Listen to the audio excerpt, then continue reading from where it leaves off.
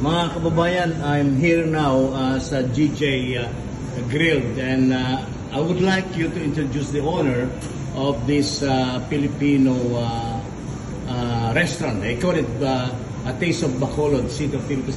Grabe, panalo yung kanilang lechon belly. So sweet. So imbitahin mo sila, yung ating mga kababayan sa Perth. Pagka nasa Melbourne, imbitahin mo sila na dumaan dito o magpunta kumain man lang. Hello po, kumusta kayo? Yeah, punta kayo dito sa Melbourne, GJ's Grill. Authentic na taste ng Bacolod. Saan to located? Saan, It's in the market, isn't it? Market na. Malapit sa Queen Victoria Market. Okay. Pero nasa Laneway kami na Frederick Way. Pero mag-google naman nila, di ba? Tingnan nila sa Google yung GJ.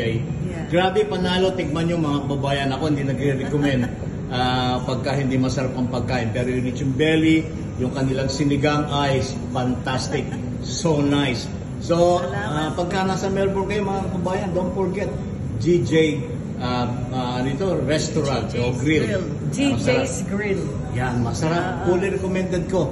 Okay, see you there in Perth mga kababayan. Ed Magduto from Radyo Natin Perth. Thank you, Radyo Natin Perth.